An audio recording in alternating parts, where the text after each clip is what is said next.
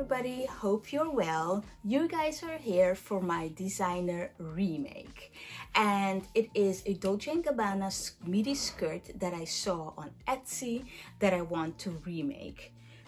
I could only find pictures of the skirt. I couldn't find the actual description or the skirt on the Dolce & Gabbana website, so I'm not sure how old it is or from which collection it is, but if I can find anything, I'll place it either in this description box or on the screen. I asked the socials, the interwebs, for pattern matching suggestion. I got a suggestion from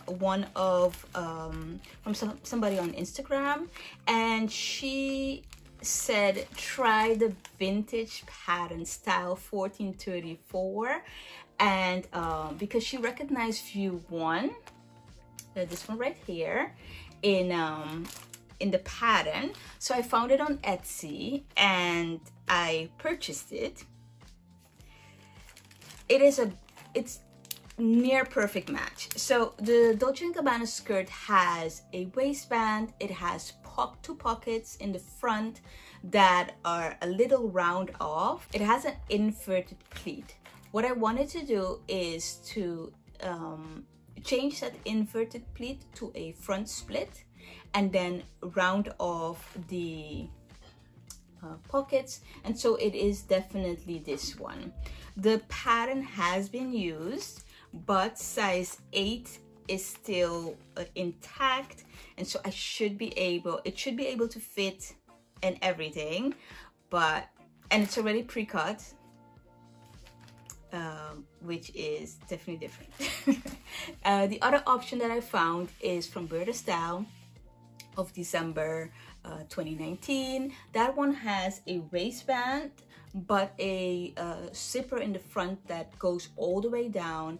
It has the big pockets in the front that you can also round off the lower part of the pocket, and the zipper in the front you can change it into a front split, and you can change the waistband around so you can make it that it closes in the back and you have a zipper in the back instead of the front. So I thought those two were really good matches for this pattern or for this remake.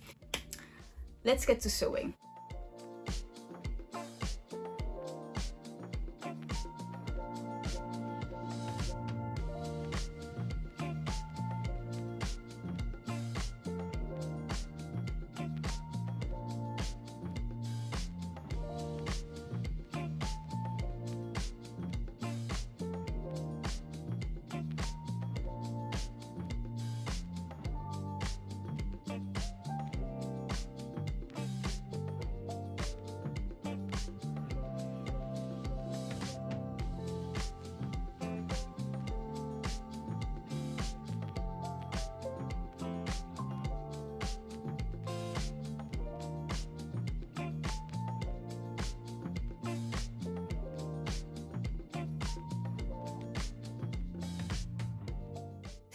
In my previous clip, you got to see me overlocking all of my edges, and I did some basting stitch at the roundings of my pockets. I pinned the darts of the front as well as the back, and I also pinned and used my Wonder Clip for the back. Here is where I'll do a base stitch, and then from this point on to the end, that's where I'll do a regular stitch, because this is the back and here is where the zipper will be. And then in the front, I'll do a straight stitch all the way to this dot right here, and then so that I have the front done. And let me see, I'll also close the darts, and I'll add the pockets. I have a dot right here where the pocket is supposed to be. I also have a nudge right there, and I think I had one on top, but in any case it's easy to find.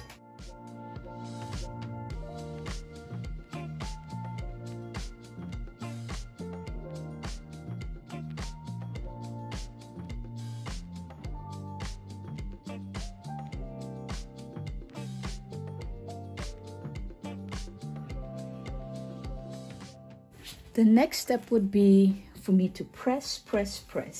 And so I need to press the back middle seam, the darts on the back.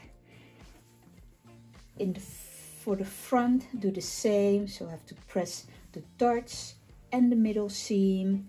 And I also have to press the roundings of my pocket so I can attach it to the front seam.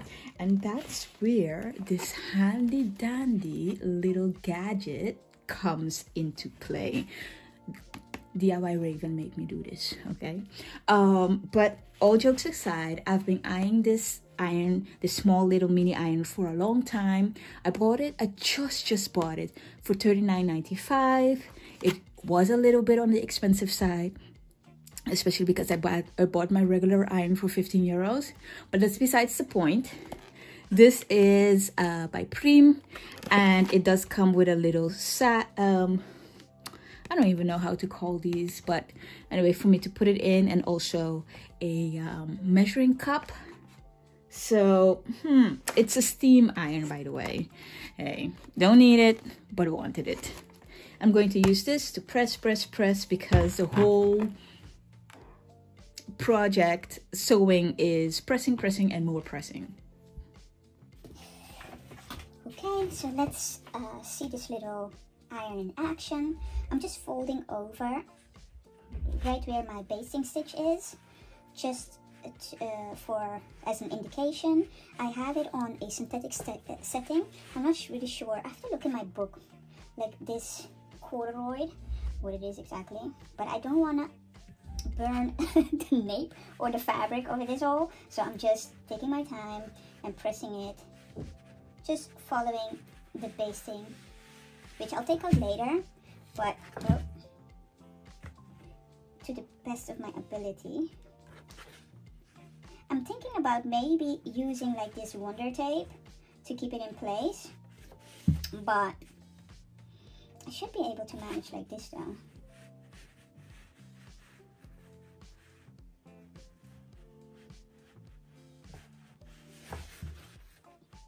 And yeah, sewing is just patience in a sense.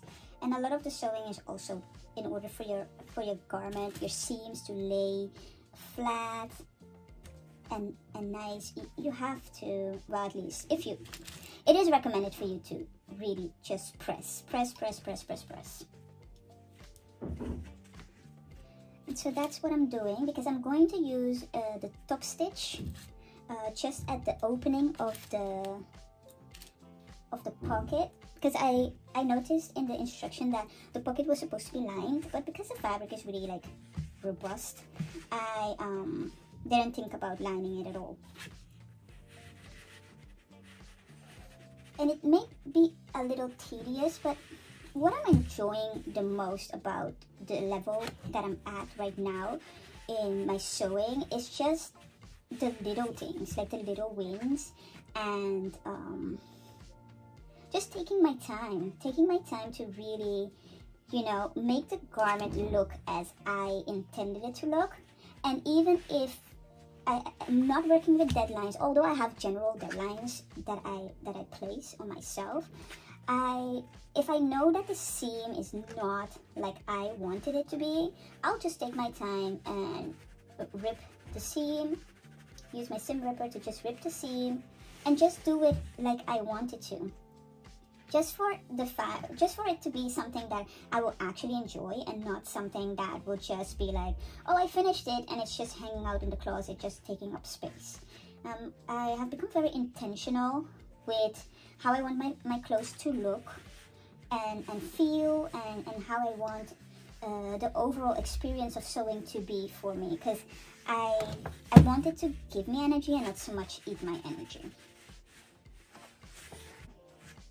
And like I said, the rest is going to be just ironing the seams as well, the middle seam, as well as the darts. The darts, I'm going to have them go in the direction of the zipper, but we're going to do that on high speed.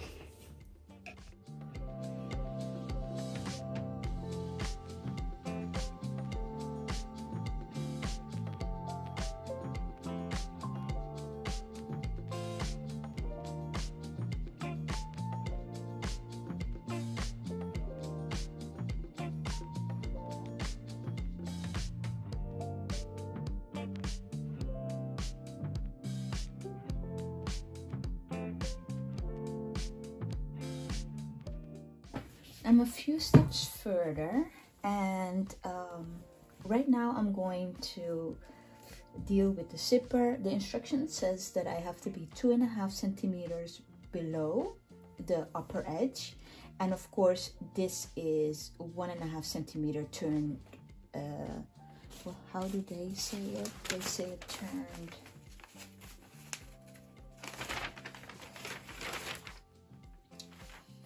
turned under. That's what they're saying.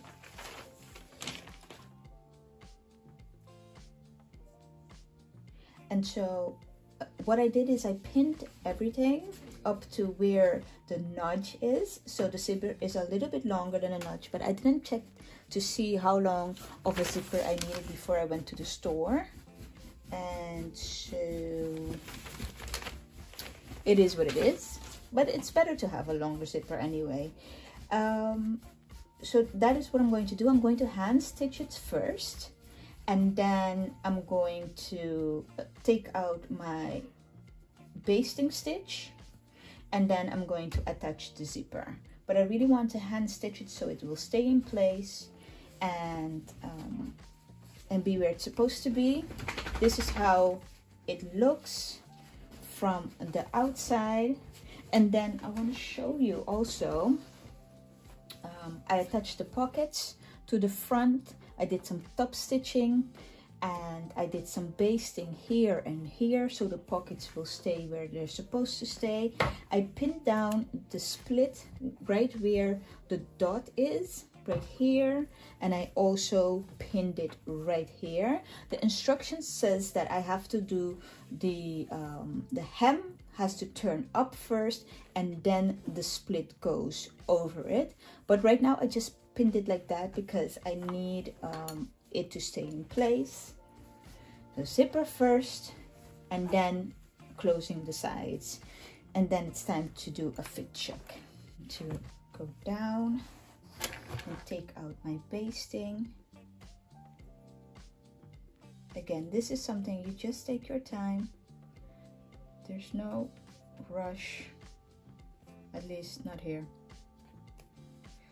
And you can take it. Of course, you can turn your seam ripper the other way around and just rip it all the way through. I have done that in the past, like go down that way.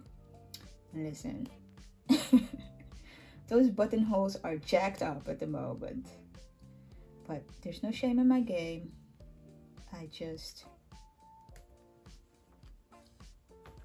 yes, it's a very loose type of basting, you know, but in any case, let me just put this right here, because in the beginning I didn't really go all the way, so I just want to make sure that this doesn't get loose.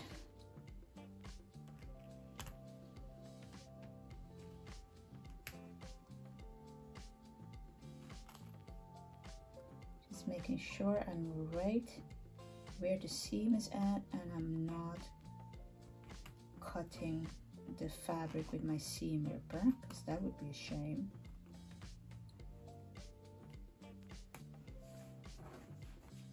I'm so tempted to turn this thing around, but let me just be a good example. Because yeah, I don't have the most patience in the world, to be honest, but it's fine. I think because the thread really matches the fabric, it's also very difficult for me to see. But with a little patience, again, we're reaching the end. And this is where you're supposed to stop. Okay, so the zipper goes down. Okay, great. So I put in the zipper, I struggled with it, and I didn't film it. Fantastic. Just fantastic. Anyway, you're seeing the end result. I went down like this, and I pulled the zipper back up because the zipper is a little bit longer than the ending right there. And then I sewed this side. Half midway, I pulled the zipper down again so the zipper foot wouldn't be in. And I'm satisfied. I'm going to iron it on a low setting, making sure that it's laying properly. I'll take out all of my basting, which I did to help me. And now I'm going to put the sides together and then try it on.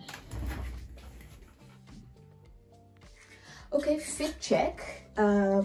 It's a little too wide. In my sit down, I'll explain what I did. But in any case, what I want to do is I could take it in a little bit on the front. Take it in, instead of 1.5 centimeters, put 2, and then I'll do the same for the sides. I'll use 2 centimeters instead of 1.5. I feel like that is just the amount that I need, because right now it's just falling off my waist, to be honest. And the waistband still needs to be attached. So, but it's looking a lot like my inspiration.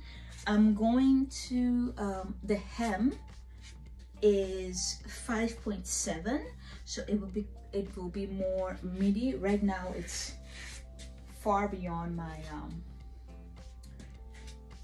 my knees, but let's continue. Doing a fit test again. What I did was I added, or my seam allowance is 1 inch. I did 1 inch in the middle. I know it's too much. And then 1 inch on each side. The pattern was originally 1.5, but I just needed to take it in, otherwise it just wouldn't sit nice. My mom will tell me like, you're playing with that stool again. But yeah, so this is how it looks right now. The fit is really nice, and I am not going to change anything about it. I just have to add the waistband. So I'll definitely have to take in the waistband some, because since I did 1 inch on each side, it's going to be 3 inches too large. And so here I do have some excess, but that's fine. Of course, this will be like that, and then the pattern says that you have to fold the hem in first and then like this. So then it will, I think it will hit me at machine. I think that's how you call it. That's where it will hit me, but which is still really, really cool. All right, on to the next. Like I was saying in my previous clip, this is my waistband.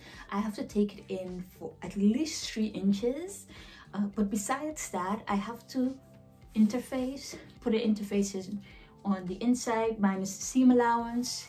And then I could check and see what the sewing instruction tells me. So I'm just going to stop now. And I'm probably going to continue tomorrow because I'm tired. A few weeks later, I'm finishing off my skirt. I have the hook and bar right here. I'm using tape to keep it in place so I can hand stitch the hook, and then I have to also hand stitch the bar on the right side of the skirt. The next step would be, so I kept it open before I sew in a ditch because I need to have some access to the hook in order to hand stitch it. Then I'm going to stitch in the ditch. I already have my pins there to keep everything in place. I want to do just a little bit of steam ironing to have it like stabilized. And then I have to hem my skirt. I want to do a blind stitch and in order to finish it off, and then it's time for styling. I attached my hook off camera because I'm not that great at hand sewing, but it's attached. And now I'm doing the same for the bar. I just had them together, and I used pins to hold my bar in place before I used the Scotch tape to hold it temporary in place. I took out the 2 pins that I had right here, so I have enough room to work. I threaded my needle with some matching thread, and I have a knot right there, so it will stay. And I'm just going to do the same off camera, just attaching this, just taking my time to attach it, and then we'll do some speed sewing in terms of the waistband and the hem.